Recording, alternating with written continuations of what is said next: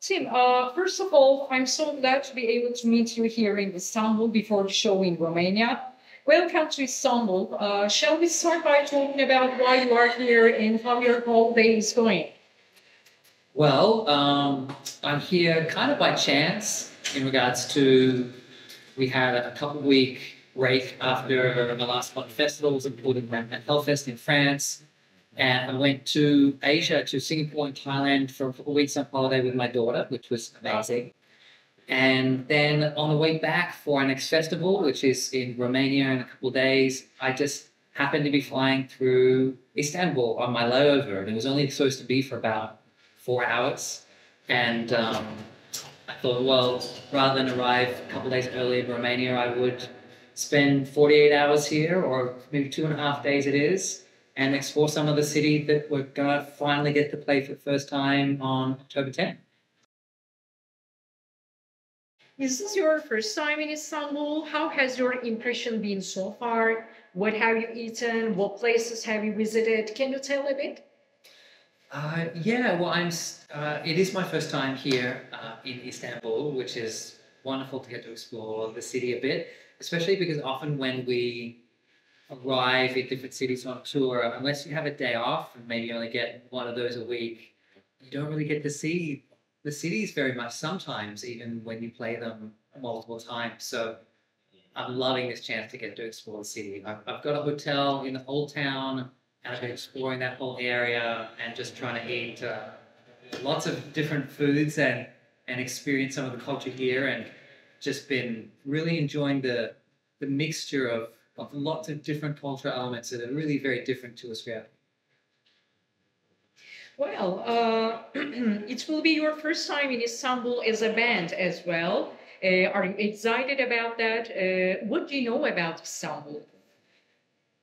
I guess I'm very excited. And I think anytime you play somewhere for the first time, it's always a wonderful thing, provided people show up. But the great thing is that I already know, the promoter has already told us that ticket sales are going really fantastic for the show, which is exciting because when you come somewhere for the first time, you never really know for sure exactly how it's going to go. But it's looking like it's going to be a really fantastic event and really great to be here. And in regards to what did I know about Istanbul, I mean, little bits and pieces here and there from history and stuff like that. But funnily enough, one of the things that I remember that I forgot was about Istanbul was that the cats that are everywhere. And I say that because I watched a documentary, Keddy, a few years ago about the culture with all of the many thousands of cats that roam the streets here in Istanbul. And it wasn't until I got here and I was walking around last night and I noticed just how many cats were everywhere that I Googled it. It came with a documentary and I'm like, of course, I remember watching that a few years ago. So it's nice to be here and put those things together, because when I watched that film, it was, Turkey seemed like some far off, distant place. Right. You played in important festivals such as Hellfest, Download, and Grass Pop. How did the concerts go? Like, do you like playing in big festivals or playing indoors more? I just like performing, really. And so I think that depending on the type of the show, the experience can be quite different. So, sometimes maybe we are playing a small club that only fits 200 people, but it is very full. And those shows can be really, really fun. But then you're playing in a bigger club to 1,000 people, that is fun in a different way, because the experience of the show and how you interact with the audience is different on a bigger stage. And then when you go to festivals where, like Hellfest, Download, Grass Pop, I mean, you're performing to many, many thousands of people with each show, and it's a very different experience. I think what I loved this summer about getting to play at some of those big festivals was there were so many people there that had never seen us before, but they knew who we were. They had heard some of our music before, and they were excited for the show, but they hadn't had a chance to see us live. And it just felt really wonderful to give people that chance and then to see the really enthusiastic response and just how much love and appreciation there is for our music and how much it's been growing on the new album. You are a band that is famous for your live performances, actually, especially the performance you perform with your violin on the stage draws a lot of attention from the audience. What sort of a show is waiting for the fans in Istanbul? A show that is really just all about us trying to be ourselves on stage. You know, when we first started, when any band first starts, I think you have this image of what a good live band is, and you try to embody that as best as you can. Maybe you're copying bands that you look up to and things like that. The great thing with where Ne Obliviscaris is as a band now is that we're just very comfortable, very confident on stage. So for me, my stage presence is maybe not expected of like a heavy metal front man. I smile and I dance around and we just have a great time. And so we do that and we feel that energy. We feel that energy from the audience and connect through that music that we're so passionate about. I want to talk about your latest album, Exul, which you released in 2023. It's an excellent album with its sound, mix, mastering, and songwriting. What kind of reactions have you got from your audience since last year? Did you reach a larger audience after this album, especially in Europe? Yeah, so the response has been fantastic for the new record. It's been by far our most successful, most popular album. We were really thrilled because it took a long time. It was many years in the making to be able to create the record with 2.5 years of delays due to the pandemic. And from the moment we released the first single, Ikus, which was like at the end of 2023, I think it was in maybe November, December that year, we released that first single. And straight away, the response was just, 10 out of 10, the support that we were getting. And that's been really exciting because the result for that has been across Europe, the crowds have been like doubling almost, or sometimes even more than that, pretty much everywhere we go, which is fantastic because it means that we can do this more, and it means that we get the confidence to also go out to places like Istanbul that we've never been before. Is it hard to reach the European audience as an Australian band? What sort of differences do you see between the European audience and the Australian ones? Yeah, it is and it isn't. It depends on the country. So to give you an example, when we first came across to Europe, straight away, first time coming here, we had hundreds of people turning up to our shows in the Netherlands and Finland, even in Romania. There were certain countries that it felt like we didn't have to work that hard and we just put the albums out and we turned up and there was hundreds of people there. Whereas, when the first time we went to Germany, it was 100 people a night. And then the second time it was 120. And then the third time it was like 150. And it was only on the last tour that all of a sudden it was 300, 400, 500 a night, that sort of thing. So some places were quick and easy, and some places we've had to earn it with coming back time and time again. And I think that's the interesting thing with touring Europe. Like, unlike the USA or Australia, Australia, it's obviously our home country. We've toured there many times.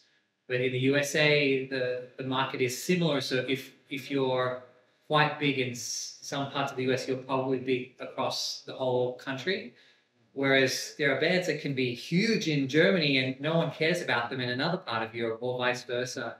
So just slowly developing our fan base and expanding the number of places that we could play. So on this tour that we have in October, November, we're playing many places that missed out last time, not just Istanbul, but we are touring to Athens in Greece for the first time, Zagreb in Croatia. We're headlining in Italy for the first time. And there's other places where we're going back to the same country, but we're playing a city that we've never played before. And that's really exciting because it just shows, I guess, the growth in what we're doing. Right. I guess you compose the songs as a band together. Are you the one who writes the clean vocal and violin parts, or do you write everything by working on everything at the same time? Yeah, it really depends on the song. It does vary. We've got a few different songwriters within the band. In that way, I guess we're a little bit less common. Often in one band, there's one person who does most of it. But for us, it kind of varies song to song. So, for example, on the new album Exul, you take a song like Misericord Part 1. I guess the basis of that song was written more by Benjamin and Martino. And then from there, I wrote all of the strings and my violin and clean vocal parts. And then Zen and I, we always work together on his parts, and we make sure our parts fit in together, because the harsh vocals, clean vocals, violin, they all interplay. So that is very important for us to work very closely. And then we'll always, as a group, be looking at the structure and different things we can do. But then, on the other hand, for Misericord Part 2, that song was mostly written by myself, and you can hear the difference in the change of tone and the change of direction. And we often do that quite deliberately of, hey, we've had 5 minutes of Benji with all the guitar riffs, and then I'll be like, okay, cool, I'll come in and I'll write a section that has a change in direction. And it's that difference in songwriters within the band that is one of the reasons why I think we have such a interesting, unique sound. If it was just one person doing everything, it might not sound quite so all over the place, but in a way that hopefully still works. You are a versatile person personally. You have a podcast program in Australia, and you recorded a podcast with names such as Nargal and Corey Taylor. How's it going? Is it just a hobby for you or a profession? What else do you do? Yeah, well, the podcast I'm doing, Occupy the Void, with Christina Rowe, who's a wonderful music journalist from Australia. She invited me to do this at the end of last year, and it's been a really wonderful experience because, the idea behind the podcast is creating a space to have meaningful conversations and to kind of break down some of that stigma and boundaries that there is with discussions around mental health and well-being. Especially for people in my position that have a bit of a platform where people listen a little bit more to maybe what you have to say if they're fans of the band. And, the opportunity to share that with the public is really important. And, for me, I didn't used to be open to talking about those sort of things. It was only really in the last few years that, going through some of my own mental health struggles, I shared a little taste of this online, and I noticed how positive the response was from fans, and how that it seemed to help other people to be able to just be more open about the reality that, hey, sometimes things suck for everybody. And so that's something I'm really passionate about. I guess whether it's profession or hobby, for now, I guess it is a hobby, but I feel very passionate about doing things in the mental health and well-being area. Over the pandemic, I actually studied to become a meditation teacher, so I do some teaching of meditation and mindfulness classes, and I'm designing a few new courses. I have a business called The Pivot Moment, which I do with that. And I guess that's something that whenever I have time for, I try to fit in. And I'd really like to do more of that sort of work in my spare time when I'm not touring with a band, because it's very important, I think, to be more open and have those conversations as much as possible. What would you like to say for the metalheads who don't know anything about Ne Obliviscaris? We are probably not what you expect. And I think just come in with an open mind. Obviously violin and string sections, most of our songs are over 10 minutes long. We have a way of doing things that is just us. And so we don't really fit in a genre. We're not really part of a scene. We don't really fit anywhere. We just do us, and we love it, and we share it openly. And it's really fantastic that so many people are taking the time to check out what we do. So thanks for the interview. A great city will welcome you when you come here for the show. I hope you will like Istanbul and the audience here. See you at the show. Thank you very much. I'm sure we will love it. I'm very excited.